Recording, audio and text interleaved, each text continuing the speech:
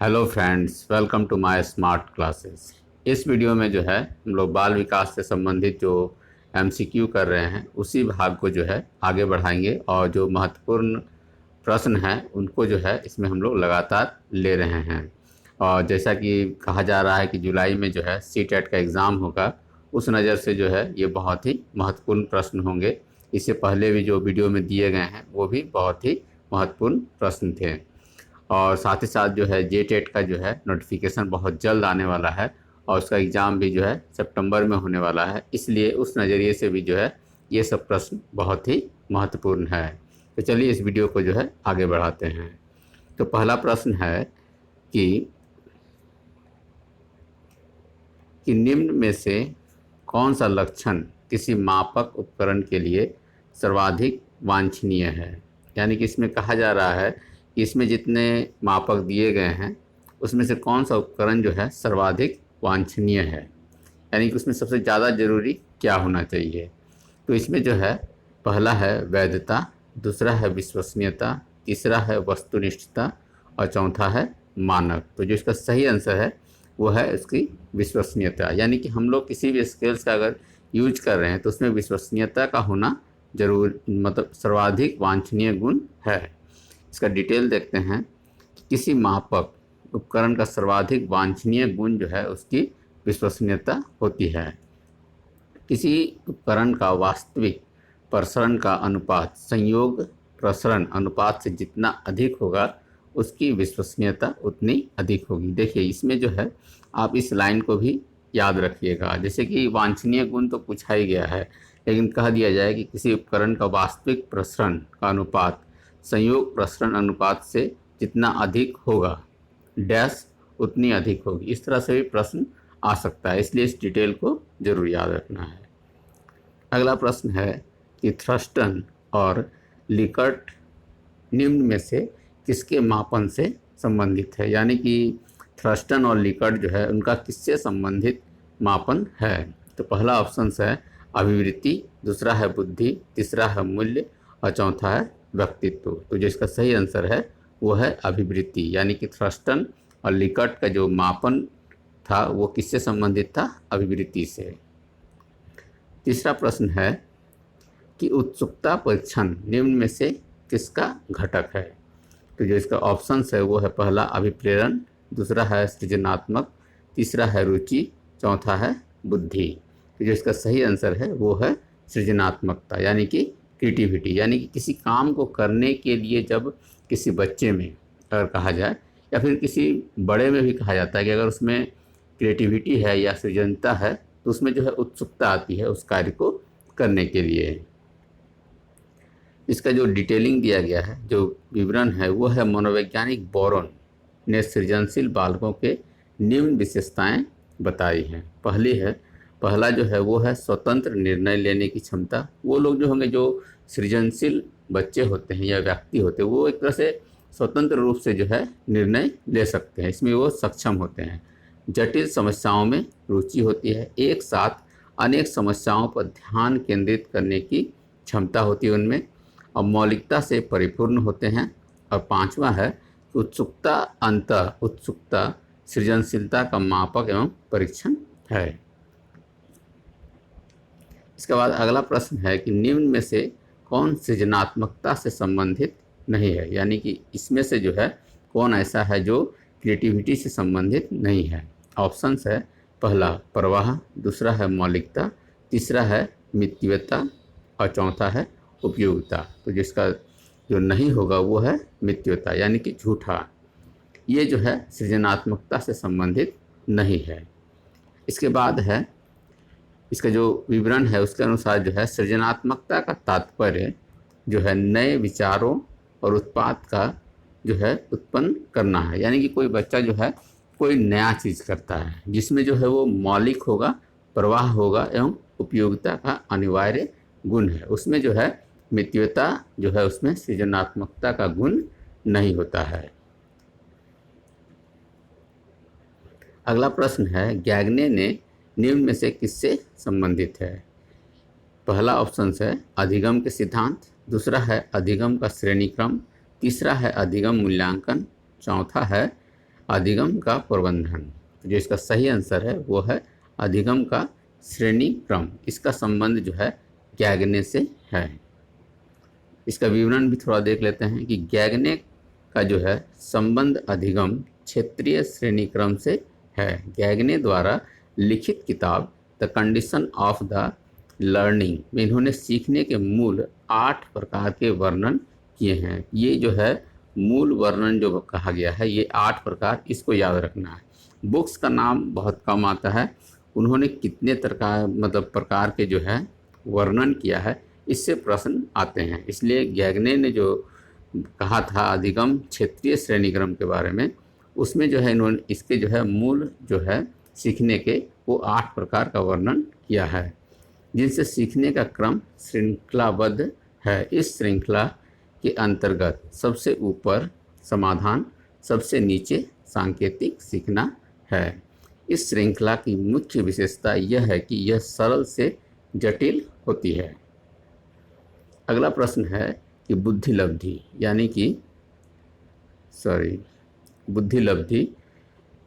के संबंध में क्या सत्य है, यानी कि आईक्यू लेवल से जो है इसमें से जो है क्या सही है। पहला ऑप्शन है कालानुक्रमिक आयु से प्रत्यक्ष संबंधित। दूसरा है बौद्धिक आयु में व्युत्क्रमी संबंधित। तीसरा है कालानुक्रमिक आयु से व्युत्क्रमी संबंधित। बौद्धिक तथा कालानुक्रमिक आयु दोनों से प्रत्यक्षता संबंधित। तो जिसका सही आंसर है वो है कालानुक्रमिक आयु से व्युत्क्रमी। यहाँ पर क है, ये ध्यान रखिएगा, ये जो है व्युत्क्रमी है, से संबंधित है। अगला प्रश्न है कि 16PF का प्रयोग किसके मापन हेतु किया जाता है। तो जो इसका ऑप्शंस है, पहला है अभिरुचि, दूसरा है सृजनात्मकता, तीसरा है व्यक्तित्व, चौथा है दबाव। तो जो इसका सही आंसर है वो है व्यक्तित्व। तो ये PF16 जो है ये क्या है। 16PF जो है पर्सनालिटी फैक्टर है, का प्रयोग व्यक्तित्व मापन में किया जाता है। इस लाइन को आपको याद रखना है। सबसे ज़रूरी चीज़ है कि इसका प्रयोग कहाँ किया जाता है, इसको याद रखना। इस परीक्षण का निर्माण जो है कैटल द्वारा, इसका किसने प्रयोग मिलाया था, कैटल के द्वारा जो है इसका परीक्षण जो है किया गया था। इस परीक्षण में होता क्या है कि इसके अंतर्गत जो है 17 वर्ष से अधिक आयु वाले व्यक्तियों के 16 शील गुणों को मापा जाता है। ये शील गुण जो है कौन कौन सा है, ईमानदारी, सत्यता, अधिनायकवाद, सत्य, अहिंसा, कर्तव्यनिष्ठा, सहयोग, परोपकार, समय की पाबंदी, व्यवहार, कुशलता, सामाजिकता, सौम्यता, आत्मविश्वास, प्रभुत्व, उत्साह एवं आत्म गौरव। ये जो है 16 शील गुण है, इसको याद रखिएगा, 16 शील गुणों को। और दूसरा जो है 16PF यानी कि पर्सनालिटी फैक्टर, इसका परीक्षण जो है कैटल के द्वारा निर्माण किया गया था। ये 2-3 तथ्य आपको याद रखना है। इसके बाद है अगला प्रश्न कि बुद्धि का तरल मौजेक मॉडल किसने दिया था। ऑप्शंस है, पहला गिलफोर्ड, दूसरा है कैटल, तीसरा है थ्रस्टन और चौथा है स्पीयरमैन। तो जिसका सही आंसर है वो है कैटल। ये याद रखना आपको कि बुद्धि का तरल मौजेक या मॉडल जो है किसने दिया था, कैटल के द्वारा जो है ये दिया गया था। इसके बाद है कि बच्चे के संज्ञानात्मक विकास हेतु उत्तम स्थान है, यानी कि बच्चे में जो है संज्ञानात्मक विकास जो है कहाँ पर अच्छी तरीके से हो सकता है। तो इसका ऑप्शन है, पहला सभागार में, दूसरा है खेल का मैदान, तीसरा है घर और चौथा है विद्यालय एवं कक्षा का वातावरण। तो जो इसका सही आंसर है वो विद्यालय एवं कक्ष का वातावरण, यहीं पर जो है उसका संज्ञानात्मक विकास होता है। अगला प्रश्न है कि अभिप्रेरणा के स्रोत कौन कौन से हैं। पहला है चालक, दूसरा है आवश्यकता, तीसरा है प्रेरक और चौथा है इच्छा। तो जो इसका सही आंसर है वो है आवश्यकता, यानी कि अभिप्रेरणा, इंस्पायरेशन जिसको हम लोग कह सकते हैं, वो जो है आवश्यकता होने पर जो है वो इंस्पायरेशंस बच्चों में जो है आता है। और ये जो है एक प्रकार का मूल स्रोत है। जब तक बच्चा जो है या फिर स्टूडेंट जो है वो इंस्पायर्ड नहीं होगा किसी काम को करने के लिए, वो जो है उसको नहीं करेगा। यानी कि उसको आवश्यकता महसूस होनी चाहिए कि ये करने से मुझे लाभ होगा, तो वो उस काम को जरूर करेगा। इसके बाद अगला प्रश्न है कि व्यवहार में होने वाले अस्थायी परिवर्तन जो अभ्यास के कारण होता है उसे क्या कहा जाता है? पहला है सोचना, दूसरा है सीखना, तीसरा है क्रिया करना, चौथा है कल्पना करना। जो इसमें आंसर जो होगा इसका वो है सीखना। यानी कि व्यवहार में जो अस्थायी परिवर्तन होगा इसका होता है किसी चीज़ को सीखने के बाद में, तो उसी को जो है वो अभ्यास के कारण वो होता है और इसे जो है सीखना कहते हैं। यानी कि कोई भी परिवर्तन अगर स्थायी बन गया है अभ्यास के कारण, उसे हम लोग सीखना कहते हैं। इसके बाद अगला प्रश्न है कि निम्नलिखित में से कौन सा कारक स्मृति से संबंधित नहीं है, यानी कि हमारे याददाश्त से संबंधित नहीं है? पहला है धारण, दूसरा है पहचान, तीसरा है पुनर्स्मरण, चौथा है अनुभूति। तो जो इसका सही आंसर है वो है अनुभूति। इसका संबंध जो है स्मृति से नहीं है। अगला प्रश्न है कि मैस्लो ने अभिप्रेरणा सिद्धांत को क्या कहा जाता है? तो इसका ऑप्शंस है, पहला है शारीरिक सिद्धांत, दूसरा है आवश्यकता का सिद्धांत, तीसरा है इच्छा शक्ति सिद्धांत, चौथा है अंतोनोद का सिद्धांत। तो जो इसका सही आंसर है वो है आवश्यकता का सिद्धांत। यानी कि मैस्लो के जो अभिप्रेरणा का सिद्धांत जो है उसे हम लोग क्या कहते हैं? आवश्यकता का सिद्धांत कहते हैं। इसके बाद है प्रधानाध्यापक या वरिष्ठ शिक्षक के लिए विद्यालय में कौन सी नेतृत्व शैली बेहतर है? यानी कि जो हेडमास्टर होंगे या वरिष्ठ शिक्षक होंगे उनके लिए जो है स्कूल में यानी कि लीडरशिप की कौन सी शैली अच्छी होगी?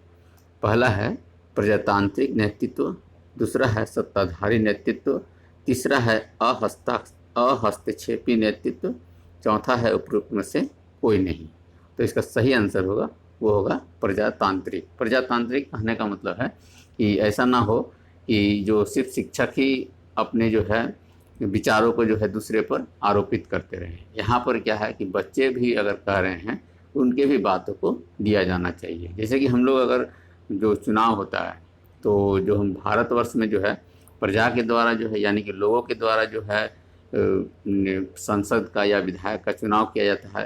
यानी कि दोनों की बातों को एक तरह से कहा जाए कि लिया जाता है। तो उसी तरह क्या है कि विद्यालय में भी जो है जो प्रधानाध्यापक होंगे या वरिष्ठ शिक्षक होंगे वो अन्य शिक्षकों के साथ साथ जो है बच्चों की बातों को भी जो है माने या फिर उनकी भी जो है जो ज़रूरतें हैं या आवश्यकताएं हैं उनको भी पूरा वहाँ पर किया जा सके।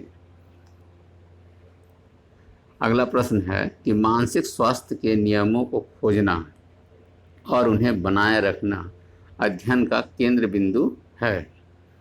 पहला ऑप्शन है हैडफील्ड, दूसरा है सेफर, तीसरा है ड्राइवर और चौथा है लैडले। तो इसका जो सही आंसर होगा वो है ड्राइवर।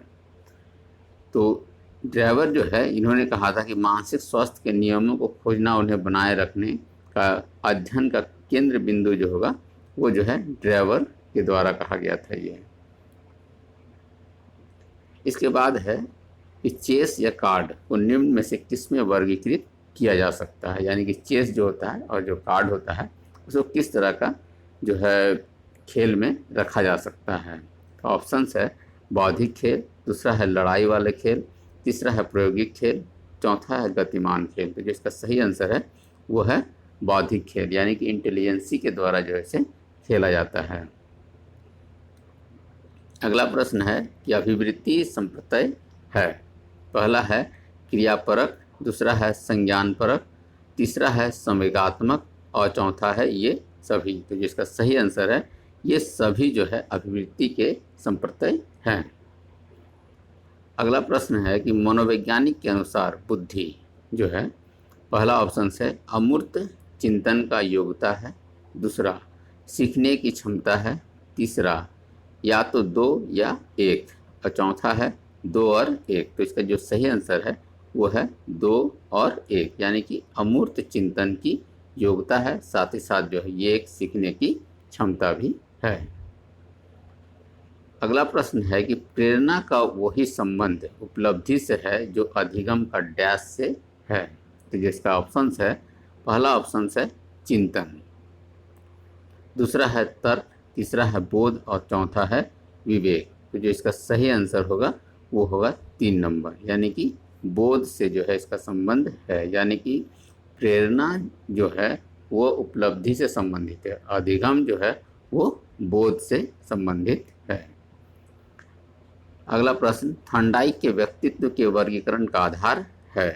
पहला ऑप्शन है रचनात्मक और मौलिकता, दूसरा है शारीरिक गठन और शक्ल सूरत, तीसरा है समायोजन और बुद्धि और चौथा है चिंतन और कल्पना। तो जिसका सही आंसर होगा वो है चिंतन और कल्पना, यानी कि थॉर्नडाइक के व्यक्तित्व का वर्गीकरण का जो आधार था वो क्या था, चिंतन और कल्पना। इसके बाद अगला प्रश्न है कि निम्नलिखित में से कौन सा भूलने का सिद्धांत है। तो पहला है प्रतिपकारी अवरोध, दूसरा है प्रतिस्पर्धात्मक अवरोध, तीसरा है प्रतिबोधित अवरोध, चौथा है प्रतिछायित अवरोध। तो जो इसका सही आंसर है वो है प्रतिपकारी अवरोध। ये जो है भूलने का सिद्धांत है। इसके बारे में थोड़ा सा जान लेते हैं क्या है ये। तो प्रतिपकारी अवरोध जो है भूलने का सिद्धांत है जिसमें मौलिक रूप से सीखी गई धारणा अन्य वस्तु या विषय वस्तु पर लागू करने में त्रुटि का अनुभव किया जाता है। यानी कि जो हम लोग किसी चीज़ को सीखते हैं और सीखने के बाद अगर जो है उसको लागू नहीं कर पा रहे, यानी कि उसको मतलब कहीं पर परिवर्तन नहीं कर पा रहे हैं किसी चीज़ में, या फिर सीधा सा है कि गणित का अगर जोड़ बता दिया जाए और किसी बच्चे को और वो जोड़ नहीं कर पा रहा है, तो क्या हुआ, वो जो सीखा है उसको जो है प्रयोग नहीं कर पा रहा, यानी कि वो भूल गया एक तरह से उस प्रक्रिया को वो किस प्रकार से करता है। इसके बाद अगला प्रश्न है कि निम्नलिखित में से मानसिक विकार के लक्षणों को सभी दर्शाते हैं सिवाय, यानी कि इसमें से ऐसा कौन है जो उस लक्षण को नहीं दर्शाता है। कहने का मतलब ये है, पहला है तनाव के, दूसरा है भग्नाशा के, तीसरा है संबंध के और चौथा है चिंतन के। तो जो इसका सही आंसर वो होगा वो है संबंध के, यानी कि मानसिक विकार के लक्षणों को सभी दर्शाते हैं लेकिन संबंध जो है ये चीज़ को नहीं दर्शाता है। फिर अगला प्रश्न है कि विकास के किस काल को अत्यधिक दबाव और तनाव का काल कहा जाता है। ये बहुत महत्वपूर्ण प्रश्न है और अक्सर पूछा जाता है। ऑप्शंस है, पहला प्रौढ़ अवस्था, दूसरा है किशोरावस्था, तीसरा है मध्यावस्था और चौथा है वृद्धावस्था। तो ये जो है दूसरा जो है इसका सही आंसर होगा। किशोर अवस्था जो है वो बहुत ही संघर्ष, तनाव और तूफान और विरोध की अवस्था इसको जो है कहा जाता है। ये जो कहा था ये स्टैनले हॉल के अनुसार कहा गया था। अगला प्रश्न है कि पावलोव ने सीखने के जो है अनुबंधन प्रतिक्रिया सिद्धांत का प्रतिपादन डैश के प्रयोग पर करके किया था। इन्होंने जो पावलोव ने जो है सिद्धांत दिया था अनुबंधन और प्रतिक्रिया का, ये जो है किस पर प्रयोग करके दिया था। तो जिसका ऑप्शन है, पहला है चूहे पर, दूसरा है खरगोश पर, तीसरा है कुत्ते पर और चौथा है बिल्ली पर। तो इसका जो सही आंसर होगा वो कुत्ते पर जो है इन्होंने प्रयोग किया था और इससे प्रश्न जो है अक्सर आता है, इसलिए इसको जो है सिद्धांत को भी पढ़ लीजिएगा, किस प्रकार से वो प्रयोग किया गया था उसके बारे में भी जरूर जान लीजिएगा। इसके बाद अगला प्रश्न है सीखने के वक्र कैसा होगा। पहला ऑप्शन है सीखने के मौलिकता के सूचक हैं, दूसरा सीखने की प्रगति का सूचक है, तीसरा सीखने के गत्यात्मक स्वरूप के सूचक हैं, चौथा सीखने की रचनात्मक सूचक है। तो इसका सही आंसर है वो है सीखने की प्रगति का सूचक है, यानी कि सीखने के वक्र के द्वारा जो है उसकी प्रगति किस प्रकार का हुआ वो जो है उसका सूचक है। अगला प्रश्न है कि अध्यापन के समय अध्यापक को निम्नलिखित में से किसका सर्वाधिक ध्यान रखना चाहिए। ऑप्शंस है, पहला विद्यार्थी की आयु की, दूसरा विषय वस्तु, तीसरा है व्यक्तित्व भिन्नता की और चौथा है विद्यार्थियों के पारिवारिक पृष्ठभूमि की। तो जो इसका सही आंसर होगा वो है व्यक्तित्व भिन्नता, यानी कि एक क्लास में बहुत तरह के बच्चे होते हैं, कोई जल्दी सीखता है, कोई देर से सीखता है, कोई मध्यम स्थिति से सीखता है। तो इस चीज़ का ध्यान रखना है किसी भी चीज़ को पढ़ाते समय कि उसमें जो है अलग अलग तरह के बच्चे हैं और उन सभी को जो है सिखाना है। इस चीज़ का अध्यापक को जो है ध्यान रखना है। अगला प्रश्न है कि कार्ट लेविन के अनुसार समूह में जो परिवर्तन होते हैं उन्हें डैश कहते हैं।